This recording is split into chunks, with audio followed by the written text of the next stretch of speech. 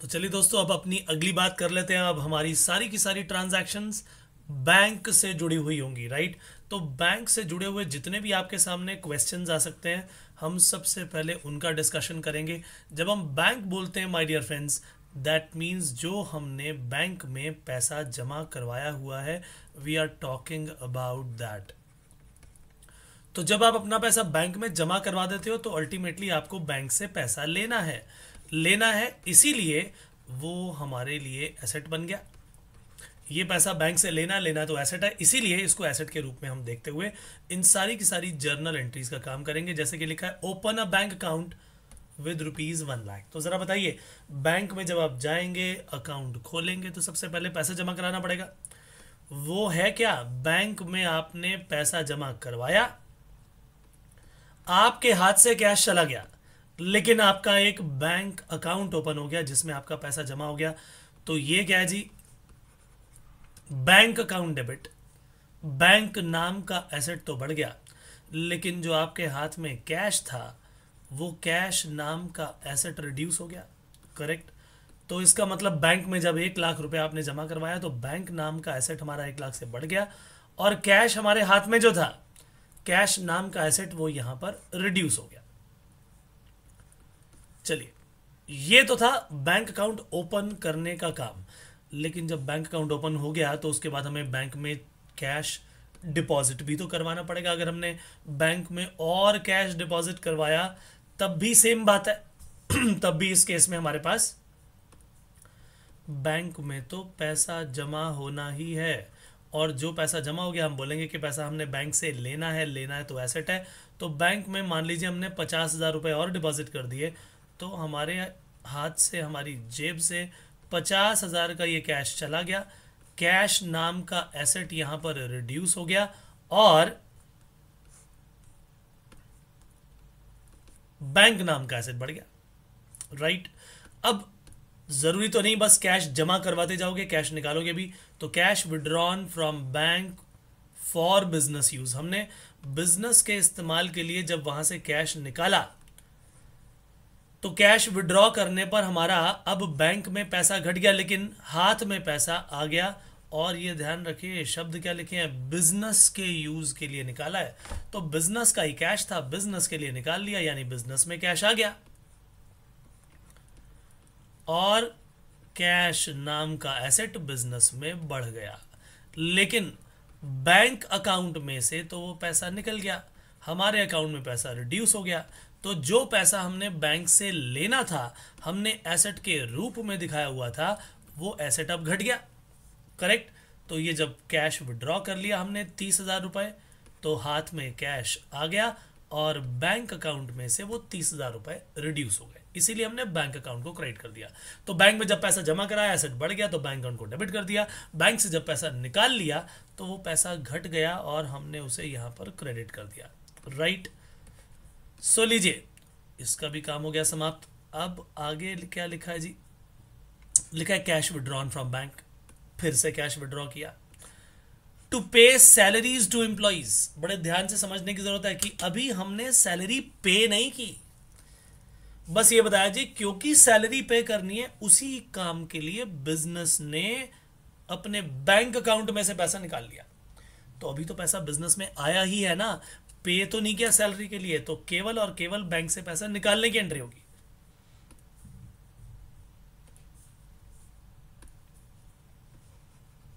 यानी कैश आ गया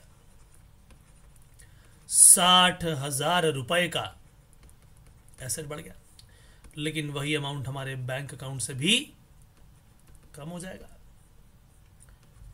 तो बैंक अकाउंट को हमने क्रेडिट कर दिया है 60,000 से, क्योंकि बैंक में से हमारा एसेट रिड्यूस हो गया, जबकि कैश हमारे हाथ में आ गया, तो कैश नाम का एसेट हमने बढ़ा लिया, राइट।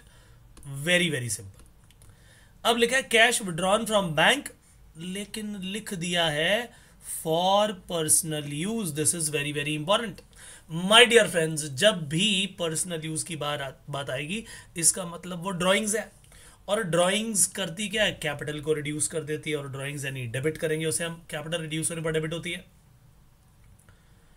तो ये पैसा बैंक में नहीं आया, बैंक से निकल के हमारे बिजनेस में नहीं आया, बैंक से निकल गया, बैंक से विड्रॉ कर लिया हमने, कैश निकाल लिया बैंक में से 10,000, मगर वो बिजनेस में आया ही नहीं, वो तो बिजनेस का मालिक घर लेके चला गया। तो हम क्या बोलेंगे, देखो भाई देखो, बैंक तो हमारा रिड्यूस हो ही गया, किसी भी हाल में बैंक में से तो पैसा निकल गया ना, बोलिए यस और नो।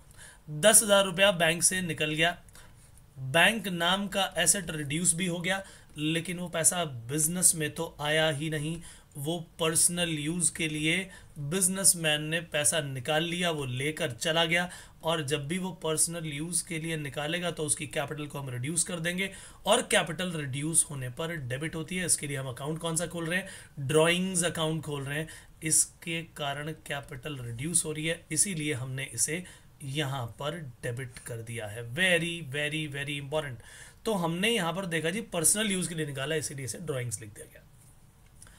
फिर लिखा गया जी कमीशन पेड बाय चेक, अब चेक से पेमेंट हुई, राइट। हालांकि कमीशन हम जो दे रहे हैं वो हमारा खर्चा है, खर्चे में भी हमने इसकी बात की थी, मगर बैंक का अमाउंट भी तो है, इसीलिए हमने इस एंट्री को यहाँ पर ले लिया। तो कमीशन क्योंकि हमारा एक्सपेंस है, इसीलिए कमीशन को हम यहाँ पर डेबिट कर देंगे, लेकिन पेमेंट क्योंकि बैंक से जा रही है तो एसेट रिड्यूस हो गया, इसीलिए टू बैंक अकाउंट, इसीलिए टू बैंक अकाउंट हमारे सामने यहाँ पर आ जाएगा। और ये पैसा कितना था जी, ये था 5,000 रुपये, तो ये लीजिए, ये लिख दिया हमने यहाँ पर 5,000 रुपये, करेक्ट। अब चलते हैं जी अगले काम पर। अब क्वेश्चन में क्या लिखा है, क्वेश्चन में लिखा है check received for rent but not deposited in the bank on the same day. अब रेंटल इनकम हमारी जरूर आई, लेकिन हमने इसे बैंक में अभी जमा नहीं करवाया। सो लिखा गया है check received but not deposited into the bank. अभी थोड़ी देर पहले हमने अपना जो पिछला सेशन किया था, इनफैक्ट वहाँ पर भी हमने यही बात की थी कि चेक अगर रिसीव कर लिया और बैंक में जमा नहीं कराया तो उसको या तो आप चेक इन हैंड के रूप में लिख लीजिए या फिर कैश के रूप में लिख लेंगे, तो भी वो करेक्ट माना जाएगा, राइट। तो हमने क्या किया है, हमने यहाँ पर रेंट का चेक रिसीव किया, तो उसके लिए आप क्या एंट्री कर सकते हो, कैश अकाउंट डेबिट मान सकते हो उसे, अदरवाइज उसे आप चेक इन हैंड लिखोगे। तो हम जब कैश बुक करेंगे वहाँ पर कैश यूज़ करेंगे, लेकिन जर्नल एंट्री अगर पूछी जाए तो check received but not deposited into the bank, आप इसे ट्रीट करेंगे चेक इन हैंड, ठीक है जी। तो चेक रिसीव्ड की बात आ गई, check received for rent, rental income हमारी रिसीव हुई है 7,000 रुपये की, तो जब भी इनकम आती है तो इनकम तो क्रेडिट होती है, तो ये लीजिए हमने रेंट रिसीव्ड अकाउंट को 7,000 रुपये को क्रेडिट तो कर दिया। क्यों क्रेडिट कर दिया, क्योंकि हमारी इनकम बढ़ रही है, ये बात पक्की है। हमने रेंट रिसीव्ड को क्रेडिट कर दिया, 7,000 रुपये क्रेडिट हो गए, लेकिन क्या ये पैसा हमारे पास कैश आया, नहीं जी। चेक आया, यस, लेकिन क्या चेक को बैंक में जमा करवाया, नो। अगर नहीं करवाया तो उसे चेक इन हैंड ट्रीट कर लिया जाएगा। सो माय डियर फ्रेंड्स, हम इसे लिखने वाले हैं चेक इन हैंड,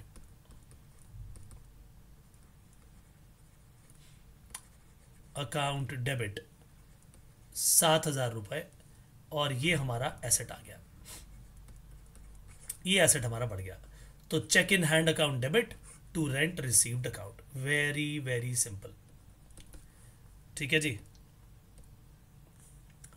अगला point, cheque received for interest and deposited in the bank on the same day. My dear friends, हमने इस बार चेक रिसीव किया और बैंक में उसी दिन जमा करवा दिया। जब ये चेक बैंक में उसी दिन जमा हो गया तो 6,000 रुपये का अमाउंट जो है सीधा बैंक में जाएगा, और इंटरेस्ट तो हमारी इनकम है ही। तो हमने क्या किया, हमने इंटरेस्ट रिसीव्ड नाम की इनकम को सीधा सबसे पहले क्रेडिट कर दिया। हमने इंक्रीज इन इनकम को दिखाते हुए उसे यहाँ पर क्रेडिट कर दिया, लेकिन ये पैसा हमने सीधा बैंक में इस चेक को जमा करा दिया, इसीलिए बैंक में पैसा बढ़ गया। तो हम इसे क्या लिखेंगे, बैंक अकाउंट डेबिट, यानी बैंक नाम का एसेट हमारा यहाँ पर इंक्रीज हो गया। तो जब हमारे पास ये पैसा आया 6,000 रुपये का अमाउंट, हमने सीधा चेक को बैंक में जमा करवा दिया, इसीलिए 6,000 रुपये से बैंक बढ़ गया, और इंटरेस्ट तो हमें इनकम को तो दिखाना ही दिखाना था, वो हमने यहाँ पर क्रेडिट कर दिया। Very very very simple, right. अब लिखा गया जी opened a fixed deposit account. जैसे आप एक फिक्स डिपॉजिट अकाउंट खोलते हो, बिजनेस के नाम का आपने एक फिक्स डिपॉजिट अकाउंट खोल दिया। एफडी में आपको मालूम है कि एफडी क्या होती है। तो नॉर्मली अगर आप देखोगे बैंक अकाउंट में जो खाते खोलते हैं वो एक हाउस होल्ड भी खोल सकता है। हाउस होल्ड जो खाता खोलता है उसे बोलते हैं सेविंग अकाउंट। बिजनेस जो अपना अकाउंट बैंक में खोलता है उसे बोलते हैं करंट अकाउंट। और एफडी तो कोई भी करवा सकता है। तो फिक्स डिपॉजिट का मतलब क्या है कि वो पैसा आपने मान लीजिए 3 साल के लिए बैंक में जमा करा दिया, अब 3 साल तक आप उसको निकाल नहीं सकते। अगर निकालोगे तो इंटरेस्ट रेट बहुत ही रिड्यूस होकर मिलेगा, ठीक है, यानी उसमें नुकसान है।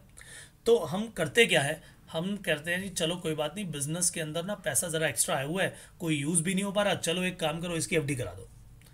तो हमने बिजनेस के करंट अकाउंट में से पैसा निकाला, और करंट अकाउंट में से पैसा निकाल के हमने बिजनेस की एक एफडी करवा दी 10,000 की। अब बिजनेस के अंदर क्या हो रहा है, यहाँ पर फिक्स्ड डिपॉजिट अकाउंट में तो पैसा बढ़ गया, यानी फिक्स्ड डिपॉजिट नाम का एसेट इंक्रीज हो गया, लेकिन हमारा बैंक अकाउंट वो रिड्यूस हो गया। ये जो बैंक अकाउंट है, ये करंट अकाउंट जो शब्द बोले गए हैं, ये उसके टाइप को बताता है, ये उसके टाइप को बता रहा है, ठीक है ना। अभी मैं आपको ये 4 तरह की चीजें बताने वाला हूं। फिक्स डिपॉजिट क्या होता है, रिकरिंग डिपॉजिट क्या होता है, सेविंग डिपॉजिट क्या होता है, और करंट अकाउंट डिपॉजिट क्या होता है, ठीक है। ये सब चीजें आपको भी बस एक्सप्लेन करता हूं। तो फिक्स डिपॉजिट में आपने पैसा लगा दिया, वो एसेट बढ़ गया, 10,000 रुपए का अमाउंट बढ़ गया, लेकिन वो पैसा गया कहां से, वो बैंक अकाउंट में से गया। तो बैंक नाम का एसेट हमारा यहां पर रिड्यूस हो गया, राइट। तो सबसे पहले क्यों ना एक बार ये सारा का सारा डिस्कशन ही कर लिया जाए जी, देख लेते हैं इसमें क्या हुआ है। तो हमने क्या किया, पहले इसका एक डिस्कशन कर लेते हैं। बैंक में जब आप अकाउंट खोलोगे तो माय डियर फ्रेंड्स, अगर आप हाउस होल्ड हो, यानी कोई आपका बिजनेस वगैरह नहीं है, जैसे आपकी मदर हाउस वाइफ है, वो अपना अकाउंट खोलना चाहती है, तो वो कौन है, वो आती है नॉन बिजनेस बैकग्राउंड से, हाउस होल्ड्स बोलते हैं, ठीक है। ऐसे कई लोग हैं जो अपने खाते खुलवाते हैं क्योंकि काम बहुत होता है जी, अकाउंट बैंक अकाउंट की ज़रूरत होती है। उसका मेन पर्पस जो होता है वो होता है पैसे को सेव करना, इसी को बोलते हैं सेविंग अकाउंट। हाउस होल्ड्स खुलवाते हैं और इस पर इंटरेस्ट भी दिया जाता है, लेकिन इंटरेस्ट का अमाउंट थोड़ा ही होता है। और इंपॉर्टेंट क्या है कि इसमें इंटरेस्ट तो मिलेगा, लेकिन लिमिटेड ट्रांजैक्शंस होंगी। ये नहीं कि अनलिमिटेड ट्रांजैक्शन आप करते जा रहे हो, उसमें लिमिटेड ट्रांजैक्शंस अलाउ होती है।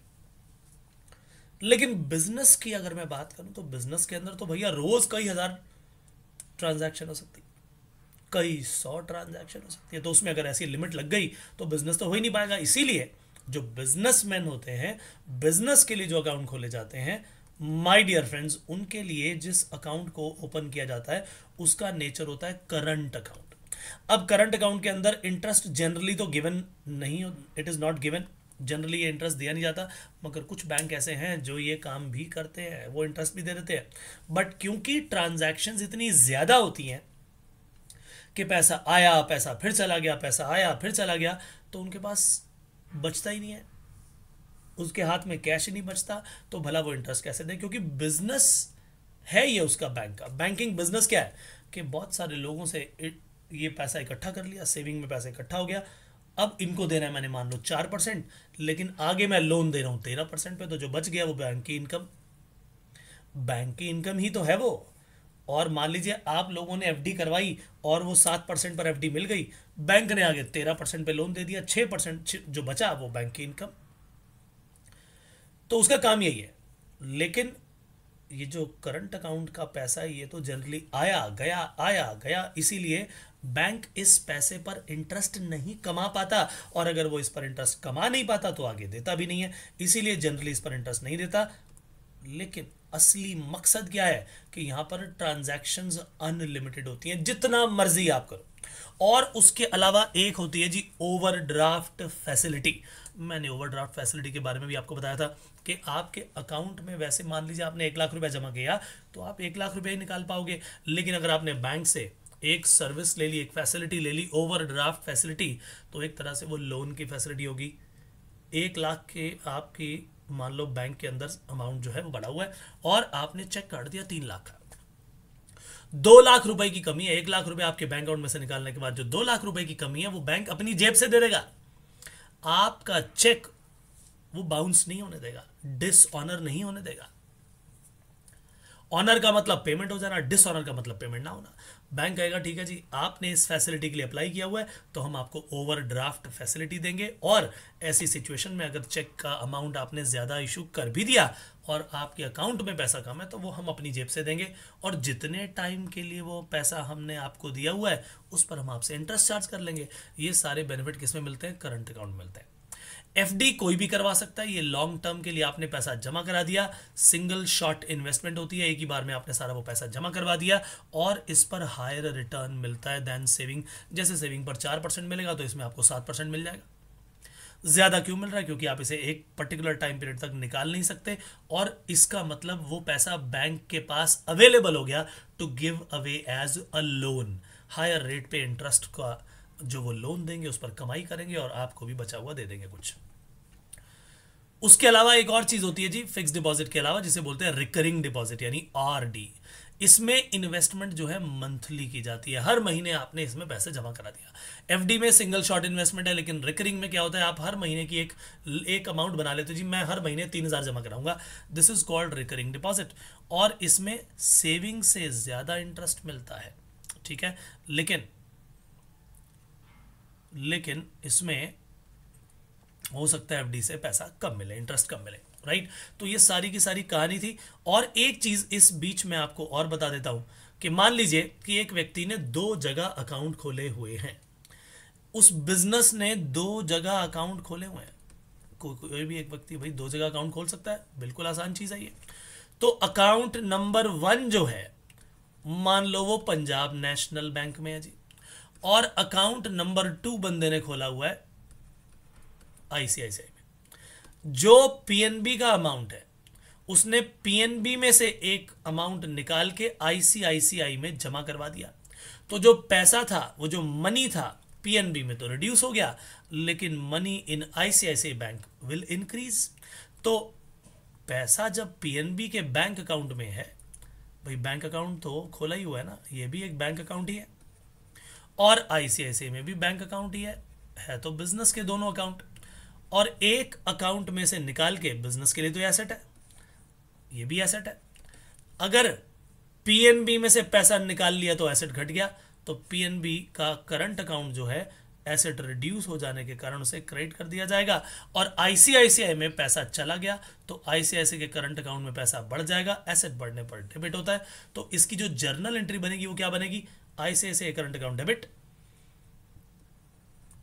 To PNB current account. ठीक है, तो इस तरीके से आप बैंक के द्वारा एक बैंक से निकाल के पैसा जब दूसरे में डालते हो तो सारी की सारी एंट्री कर सकते हो। माय डियर फ्रेंड्स, बैंक से जुड़ी हुई सारी की सारी एंट्रीज यहीं पर हो गई समाप्त। अब हम चलते हैं गुड्स की ओर। Goods are the items in which business deals. हमने अगर गुड्स की परचेज की या कुछ परचेज रिटर्न हुई, सेल कर दी या सेल्स रिटर्न हुई, ये तो हम सारा सीख ही चुके हैं। तो फिर अब गुड्स का और क्या होगा जी? ये तो सर 4 चीजें आपने बताई थी, परचेज, परचेज रिटर्न, सेल्स और सेल्स रिटर्न, ये चारों बातें तो आप करा चुके हो। तो अब भी क्या गुड्स का कुछ बाकी है? बिल्कुल बाकी है, बिल्कुल बाकी है। माय डियर फ्रेंड्स, अगर यही गुड्स बिजनेस का मालिक ड्राइंग्स के रूप में निकाल ले तो इसकी एंट्री क्या होगी? अगर यही गुड्स मान लीजिए चोरी हो जाती हैं बिजनेस में से तो क्या होगा? बिजनेस के प्लेस पर आग लग जाती है, लॉस बाय फायर हो जाता है, तब क्या होगा? ऐसे बहुत सारे सवाल होंगे, आइए उन सारे सवालों को फटाफट से यहां पर हम आंसर करते हैं। तो अब हमारे पास गुड्स रखी थी, और मान लीजिए कि ये बिजनेस करता क्या है? ये बनाता है शूज, और इन्होंने सोचा चलो किसी अनाथालय में हम कुछ जूते दान कर देते हैं, तो उन्होंने चैरिटी के लिए अपनी गुड्स निकाली, जो जूते वो बनाते थे वही उन्होंने दान कर दिए। तो गुड्स कॉस्टिंग रुपीज, जो भी ये कॉस्टिंग थी सारी की सारी 5,000 रुपए की, माय डियर फ्रेंड्स, ये उन्होंने किस पर दे दी? ये दे दी उन्होंने चैरिटी के लिए। तो चैरिटी तो हो गया जी एक्सपेंस, चैरिटी नाम का एक्सपेंस बढ़ गया, लेकिन गुड्स तो चली गई। गुड्स जो आपने खरीदी थी, जो परचेज की थी, वो परचेजेस घट गई, घट गई ना। तो जब भी गुड्स जाएंगी तो परचेजेस जो है हमारी घट जाएंगी। गुड्स खरीदी थी तो परचेज अकाउंट था, सेल की होती तो सेल अकाउंट लिख लेते, रिटर्न हो जाती तो परचेज रिटर्न लिख देते, लेकिन यहां पर ना परचेज रिटर्न हुई ना सेल्स हुई। दोनों ही केसेस में ये काम तो हुआ नहीं, बल्कि गुड्स को तो हमने क्या कर दिया, चैरिटी के रूप में दे दिया। तो परचेज नाम का खर्चा जो था वो इससे रिड्यूस हो जाएगा, राइट। उसी तरह से goods lost by fire costing ₹4,000। अब 4,000 की गुड्स जो थी वो लॉस्ट बाय फायर, तो लॉस बाय फायर हमारा लॉस है, लॉस बढ़ेगा तो डेबिट होगा, लेकिन अल्टीमेटली जो गुड्स का खर्चा हमने किया था उसे परचेज में दिखाया था, वो परचेज घट जाएगी। उसी तरह से लॉस बाय थेफ्ट में भी सेम लॉजिक लगेगा। तो अब इसका मतलब क्या हुआ, इसका मतलब ये हुआ कि जब हमने चैरिटी के रूप में इन गुड्स को दिया तो चैरिटी नाम का खर्चा बढ़ गया, चैरिटी नाम का खर्चा बढ़ गया तो हमने उसे डेबिट कर दिया, चैरिटी नाम का खर्चा बढ़ गया तो हमने उसे डेबिट कर दिया, और हाथ से क्या चली गई, गुड्स चली गई। गुड्स चली गई तो हमने उसे परचेजेस में लिखा हुआ है, परचेज अकाउंट को हमने यहां पर कर दिया क्रेडिट। तो charity account debit to purchase account, charity account debit to purchase account, ये हो गई जी कहानी। हमने 5,000 का अमाउंट दिया था, 5,000 की चैरिटी का एक्सपेंस बढ़ा दिया और परचेज नाम के खर्चे को घटा दिया, क्योंकि जब भी गुड्स परचेज की थी तो परचेज में डेबिट की हुई थी। अच्छा, दूसरा क्या था जी, loss by fire, loss by fire 4,000। अब बताइए, फिर से गुड्स का ही लॉस हुआ, गुड्स लॉस बाय फायर। तो 4,000 का जो परचेज नाम का खर्चा था वो तो घट गया, एक्सपेंसेस रिड्यूस हो गए और एक लॉस हमारे सामने आ गया। लॉसेस बढ़ गए तो लॉसेस बढ़ने पर डेबिट होते हैं, राइट। सर सर सर, तो चैरिटी आपने एक्सपेंस क्यों लिखा जी, ये भी बता दो। और आप कह रहे हो जी ये तो लॉस बाय फायर हो गया, इसीलिए हमने इसे लॉस लिख दिया, 4,000 रुपए को डेबिट कर दिया। माय डियर फ्रेंड्स, मैंने आपको एक्सपेंसेस और लॉसेस में डिफरेंस बताया था। एक्सपेंसेस वो है जो हम करते हैं और लॉस वो हैं जो हो जाते हैं। हम अगर कोई सैलरी देते हैं तो उसके बदले में हमें कुछ मिलता है, जनरली एक्सपेंस जब आप करते हैं तो उसके बदले में कुछ मिलता है। तो चैरिटी में भी ऐसा तो नहीं है दान कर दिया तो कुछ मिल गया, हाँ जी दुआएं मिल गई, लेकिन उसको रिकॉर्ड नहीं करते, राइट। तो कहने का मतलब ये कि हमने अपने इच्छा से तो किया ना, दान भी अपनी इच्छा से किया, लेकिन लॉस बाय फायर अपनी इच्छा से थोड़ी किया कि चलो चलो चलो आज है दिवाली मनाने का दिल, चलो आग लगा दे जरा, ऐसा तो नहीं होगा। वो अपनी इच्छा से तो नहीं करोगे भाई, उससे तो बचना है हमें। तो कहानी ये है कि यहाँ लॉस बाय फायर हुआ तो लॉस हमने लिख दिया, किसी भी हाल में परचेजेस हमारी कम हो रही हैं तो परचेज अकाउंट को तो क्रेडिट कर ही दिया जाएगा। अगला ही क्वेश्चन था और उसमें लिखा था 3,000 का सामान, it was lost by theft. तो फिर वही कहानी, लॉस बाय थेफ्ट हम इसे कर देंगे debit, loss by theft account debit. हमने 3,000 रुपए लिख दिए और माय डियर फ्रेंड्स ये भी लॉस है, अपनी इच्छा से थोड़ी किया हमने, ये हो गया, बियर करना पड़ गया, करेक्ट। तो इन सभी केसेस में ये बात तय होगी कि जब गुड्स जा रही हैं, गुड्स जल रही हैं, गुड्स खो गई, कुछ भी हो गया, माय डियर फ्रेंड्स उसमें हमारी परचेजेस घट जाती हैं। अच्छा, अब दो बातें आपको ध्यान रखनी है कि अगर ये गुड्स और कोई नहीं बल्कि बिजनेस का मालिक ही घर ले गया, मान लीजिए कि बाटा कंपनी के मालिक ने कहा हो इस बार जो है दिवाली गिफ्ट देना है तो एक काम करो, सारे जितने फैमिली मेंबर्स हैं उनको जूते पहना देते हैं नए। उन्होंने अपने एम्प्लॉय को बुलाया, लाओ जी लाओ जरा इस नाप के सारे जूते ले आओ, और वो घर ले गया तो गिफ्ट कर दिए अपनी फैमिली मेंबर्स को, अपने जान पहचान वालों को।